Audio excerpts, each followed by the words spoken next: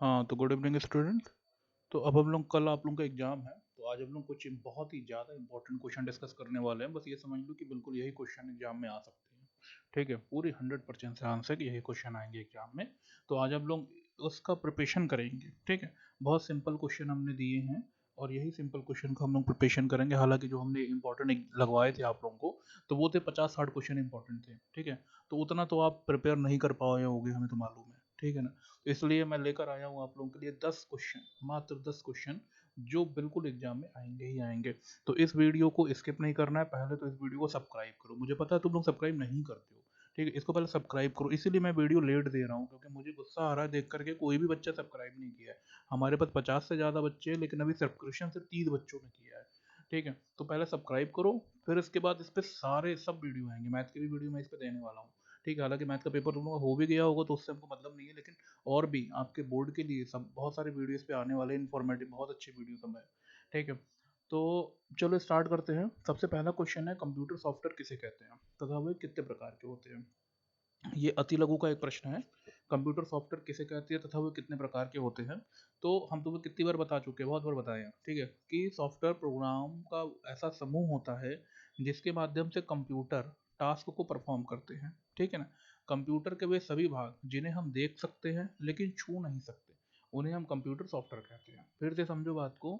निर्देशों का समूह, देखो इसमें हमने बहुत सिंपल लैंग्वेज में लिखा है, आप बिल्कुल याद कर सकते हो उसको।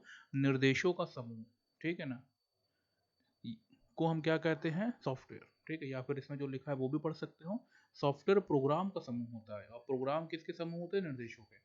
निर्देशों के समूह को प्रोग्राम कहते हैं, अब प्रोग्रामों के समूह को सॉफ्टवेयर कहते हैं। ध्यान से समझो, निर्देशों के समूह को प्रोग्राम कहते हैं, प्रोग्रामों के समूह को सॉफ्टवेयर कहते हैं, जिनके माध्यम से कंप्यूटर किसी टास्क को परफॉर्म करते हैं। ठीक है ना, कंप्यूटर के वे सभी भाग जिन्हें हम छू नहीं सकते, देख नहीं सकते, उनको हम क्या कहते हैं, कंप्यूटर सॉफ्टवेयर। कितने प्रकार के होते हैं, 3 प्रकार के, सिस्टम सॉफ्टवेयर, एप्लीकेशन सॉफ्टवेयर और यूटिलिटी सॉफ्टवेयर। अब ये प्रश्न अति लघु का है, तो इसमें से इन सब के बारे में हम नहीं लिखेंगे। लेकिन अगर ये प्रश्न लघुत्तरी में होता, तो हम सिस्टम सॉफ्टवेयर, एप्लीकेशन सॉफ्टवेयर और यूटिलिटी सॉफ्टवेयर के बारे में लिखते हैं। तो चलते हैं नेक्स्ट क्वेश्चन की तरफ।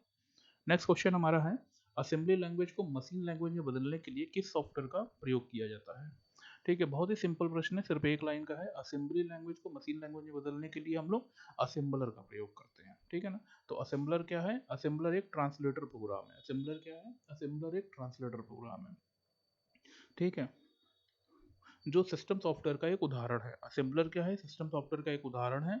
ध्यान से समझो, असेंबलर सिस्टम सॉफ्टवेयर का एक उदाहरण है, और असेंबलर एक ट्रांसलेटर प्रोग्राम है, जो असेंबली भाषा में लिखे गए लैंग्वेज को, जो असेंबली भाषा में लिखे गए प्रोग्राम को मशीनी भाषा में बदलने का काम करता है। ठीक है, तो इसमें लिखा है असेंबली भाषा में लिखे लैंग्वेज को मशीनी भाषा में बदलने के लिए किस सॉफ्टवेयर का प्रयोग करते हैं। तो असेंबली भाषा में लिखे गए लैंग्वेज को मशीनी भाषा में बदलने के लिए हम लोग हमेशा असेंबलर का प्रयोग करते हैं। ठीक है ना, अगला क्वेश्चन है, प्राइमरी मेमोरी तथा सेकेंडरी मेमोरी के बीच में एक अंतर बताना है।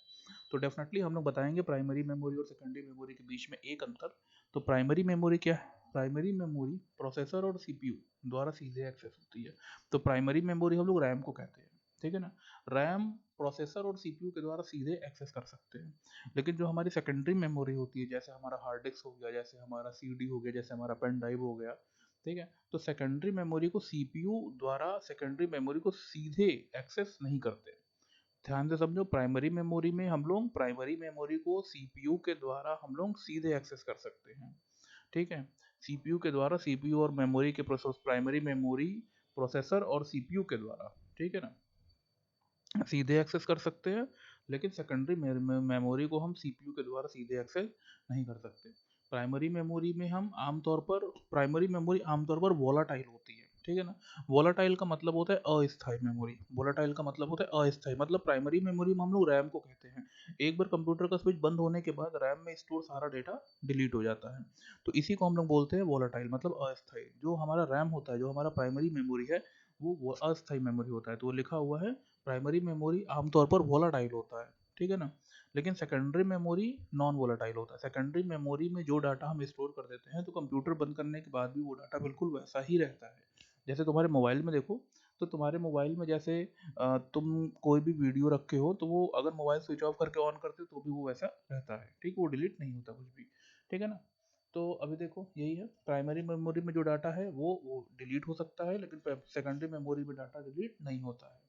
ठीक है, प्राइमरी मेमोरी सेमीकंडक्टर से बनती है, सेकेंडरी मेमोरी मैग्नेटिक और ऑप्टिकल सामग्री से बनती है। ठीक है, सेकेंडरी मेमोरी मैग्नेटिक टेप से बनती है या फिर ऑप्टिकल डिवाइस से बनती है। ठीक है ना, प्राइमरी मेमोरी सेमीकंडक्टर से बनती है, सेकेंडरी मेमोरी मैग्नेटिक या फिर ऑप्टिकल सामग्री से बनती है। प्राइमरी मेमोरी में डाटा को फास्ट स्पीड में एक्सेस कर सकते हैं, सेकेंडरी मेमोरी में डाटा को स्लो स्पीड में एक्सेस करते हैं। ध्यान से समझो इस चीज़ को, प्राइमरी मेमोरी में डाटा को हम लोग फास्ट स्पीड में एक्सेस करते हैं, सेकेंडरी मेमोरी में डाटा को हम लोग स्लो स्पीड में एक्सेस करते हैं। प्राइमरी मेमोरी कंप्यूटर की इंटरनल मेमोरी होती है, जबकि सेकेंडरी मेमोरी एक एक्सटर्नल मेमोरी है। प्राइमरी मेमोरी कंप्यूटर की इंटरनल मेमोरी होती है, जबकि सेकेंडरी मेमोरी एक्सटर्नल मेमोरी होती है। प्राइमरी मेमोरी क्या है, कंप्यूटर की इंटरनल मेमोरी होती है, सेकेंडरी मेमोरी एक्सटर्नल होती है। एक बार फिर से रिवाइज कर लेते हैं हम लोग इसको, प्राइमरी मेमोरी और सेकेंडरी मेमोरी को, क्योंकि बहुत इंपॉर्टेंट है, पक्का आएगा ये। ठीक है ना, प्राइमरी मेमोरी को हम लोग सीपीयू के द्वारा सीधे एक्सेस कर सकते हैं, सेकेंडरी मेमोरी को हम लोग सीपीयू के द्वारा सीधे एक्सेस नहीं कर सकते। प्राइमरी मेमोरी वोलाटाइल होती है, सेकेंडरी मेमोरी नॉन वोलाटाइल होती है। प्राइमरी मेमोरी सेमीकंडक्टर्स होती है, सेकेंडरी मेमोरी ऑप्टिकल और मैग्नेटिक सामग्री से बनती है। ठीक है, प्राइमरी मेमोरी से डाटा को फास्ट स्पीड में एक्सेस कर सकते हैं हम लोग, सेकेंडरी मेमोरी से डाटा को स्लो स्पीड में एक्सेस करते हैं। प्राइमरी मेमोरी कंप्यूटर की इंटरनल मेमोरी होती है, सेकेंडरी मेमोरी कंप्यूटर की एक्सटर्नल मेमोरी होती है। बहुत सिंपल है।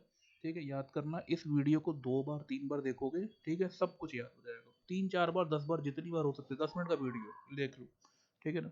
नेक्स्ट, रैम कितने प्रकार के होते हैं, ये प्रश्न मैंने दिया ही है मैंने ये प्रश्न, ध्यान से समझ लेना इसको। रैम कितने प्रकार के होते हैं, रैम 2 प्रकार के होते हैं, एस रैम और डी रैम। एस रैम का full form static RAM, D RAM का full form dynamic RAM. Next question, हाँ, ब्रेल राइडर क्या है। देखो ब्रेल राइडर क्या है, समझो बात को। ब्रेल राइडर क्या है कि जैसे जो ब्लाइंड लोग होते हैं, जैसे जो अंधे लोग होते हैं, ठीक है ना, तो अंधे लोगों को लिखने का तरीका अलग होता है, ठीक है ना। तो अंधे के लोगों का जो लिखने की लिपि होती है उसको हम लोग ब्रेल लिपि कहते हैं। तो ब्रेल लिपि को पढ़ने के लिए, ब्रेल लिपि को रीड करने के लिए जो डिवाइस का प्रयोग करते हैं उसको हम लोग ब्रेल राइडर कहते हैं। देखो ब्रेल पद्धति एक तरह की लिपि है जिसको विश्व भर में नेत्रहीन को पढ़ने और लिखने और छूकर व्यवहार में लाया जाता है। ठीक है, तो ब्रेल राइडर क्या है, ब्रेल लिपि में लिखी गई चीजों को पढ़ने के लिए जिस डिवाइस का प्रयोग करते हैं उसको हम लोग ब्रेल राइडर कहते हैं। ध्यान से, जो लिखा है उस पर ध्यान मत देना, जो मैं बोल रहा हूँ वो समझना ध्यान से। ब्रेल राइडर क्या है, ब्रेल लिपि में लिखी गई, ठीक है, ब्रेल लिपि में लिखी गई चीजों को, ब्रेल लिपि में लिखी गई लेखों को या चीजों को पढ़ने के लिए जिस डिवाइस का प्रयोग करते हैं उसे हम लोग ब्रेल राइडर कहते हैं। स्पीच सिंथेसाइजर क्या है, ठीक है, स्पीच सिंथेसाइजर को हम लोग वाक संश्लेषण भी कहते हैं। ठीक है ना। अब देखो स्पीच सिंथेसाइजर क्या है, जैसे मशीन के द्वारा जब हम किसी व्यक्ति की आवाज निकालते हैं तो उसको हम लोग कहते हैं स्पीच सिंथेसाइजर। ठीक है ना, आजकल स्पीच सिंथेसाइजर मार्केट में बहुत अच्छे से चल रहा है। जैसे कि कोई गा रहा है, कोई गाना गा रहा है लेकिन उसकी आवाज़ बहुत अच्छी नहीं है, ठीक है, तो हम लोग स्पीच सिंथेसाइजर लगा करके हम उसकी आवाज़ को चेंज कर सकते हैं। आजकल देखो ना मोबाइल में भी ये चीज़ आ गया है। एक्चुअली स्पीच सिंथेसाइजर हार्डवेयर और सॉफ्टवेयर दोनों चीज़ होती है, ठीक है ना, दोनों का प्रयोग करके स्पीच सिंथेसाइजर काम करता है। ठीक है ना, हार्डवेयर जैसे माइक का प्रयोग होता है, सॉफ्टवेयर मतलब उसमें एक सॉफ्टवेयर होता है जो आपके द्वारा बोली गई आवाज़ को दूसरे के लैंग्वेज में कन्वर्ट कर देता है। जैसे हम बोल रहे हैं, ठीक है, स्पीच सिंथेसाइजर से मैं अपनी आवाज़ को किसी और की आवाज़ में कन्वर्ट कर सकता हूँ। तो स्पीच सिंथेसाइजर वही है जो मानव द्वारा उत्पन्न की गई आवाज़ों को किसी दूसरे की आवाज़ में कन्वर्ट कर दे, उसी को हम स्पीच सिंथेसाइजर करते हैं। नेक्स्ट क्वेश्चन, ठीक है, ब्लेज पास्कल ने क्या बनाया था। ठीक है, ब्लेज पास्कल के द्वारा बनाई गई मशीन का नाम क्या है। तो ब्लेज पास्कल ने कैलकुलेटर बनाया था। ध्यान से सुनो ये वो वाला कैलकुलेटर नहीं है जो तुम यूज करते हो, ठीक है ना, डेफिनेटली ध्यान से समझो, ये पूरा लिखना है इसको। ठीक है, कैलकुलेटर ब्लेज पास्कल द्वारा बनाया गया था। फ्रांसीसी गणितज्ञ थे ब्लेज पास्कल। ब्लेज पास्कल ने 1642 में पहली जोड़ने वाली मशीन का आविष्कार किया। यह गियर द्वारा संचालित एक उपकरण था और यांत्रिक जोड़ और घटाना करने में सक्षम था। समझ रहे हो, ये क्या था, ये गियर द्वारा संचालित एक उपकरण था और यांत्रिक जोड़ घटाना करने में सक्षम था। तो कैलकुलेटर ब्लेज पास्कल द्वारा बनाया गया, फ्रांसीसी गणितज्ञ थे ये। 1642 में पहली जोड़ने वाली मशीन का इन्होंने आविष्कार किया। यह मशीन गियर के द्वारा चलती थी तथा यांत्रिक तरीके से जोड़ और घटाना करती थी। ठीक है ना, यांत्रिक तरीके से जोड़ और घटाना करती थी, समझ रहे हो ना। तो इसको ध्यान से पढ़ लेना, ब्लेज पास्कल द्वारा बनाई गई मशीन का नाम, ठीक है ना, कैलकुलेटर था। नेक्स्ट क्वेश्चन, एडवैक का पूरा नाम। तो एडवैक का पूरा नाम electrical discrete variable automatic computer. एडवैक का पूरा नाम electrical discrete variable automatic computer. Next question. अब इसके बाद हम कुछ और लघुत्तरी के क्वेश्चन देने वाले हैं, ठीक है ना। तो उसके लिए अभी हमारा सेकंड पार्ट, थर्ड पार्ट आने वाला है, ठीक है। तो उसके लिए जल्दी से इस वीडियो को लाइक करो, सब्सक्राइब करो, शेयर करो, और 10 मिनट के अंदर मैं दूसरा वीडियो दे रहा हूँ, उसको तुरंत देखना, ठीक है ना। ये सारे वीडियो मिल रहे हैं, 10-10 मिनट के वीडियो हैं, पढ़ लोगे, कल का पेपर बिल्कुल यही है, ठीक है ना। ओके चलो ठीक है, टेक केयर, इसको करो, बेस्ट ऑफ लक।